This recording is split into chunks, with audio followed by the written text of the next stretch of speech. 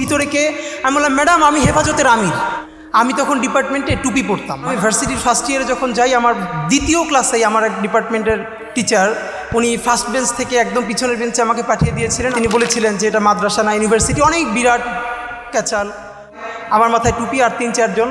তো ক্লাসে পড়া জানানোর জন্য আমাকে ম্যাম জিজ্ঞেস করলে এই হেফাজত দ্বারা, মানে আমাকে করে বলল। এবং তিনি আমাকে বলেছিলেন হেফাজতের আমির। বড় মিটিং করছে, বলছে ভিতরে কে?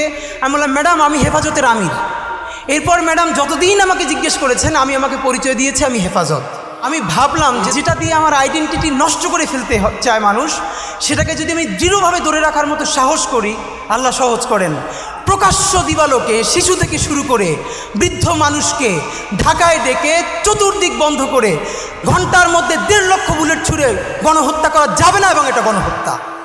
আজকে বাংলাদেশে 2024-এ সেই আবারও করে কারা রাজাকারের সন্তান, রাজাকারের নাতিদেরকে দিব, তখন আমরা তুমি কে আমি কে, রাজাকার রাজাকার এই কথা বলে, মানে আমাকে দিয়ে দেখে তুমি আমাকে আইডেন্টিটি ক্রাইসিস তৈরি করো, আমাকে ভিকটিম করো, আমার মানবিক মর্যাদা ভুলুণ্ঠিত করো। আমি সেটা তো তোমার কি? আমি রাজাকার তো তুই কি? এই কথা বলেই কিন্তু আমরা রাজপথে নেমে এসেছিলাম এবং মসনদ ভেঙে গেছে।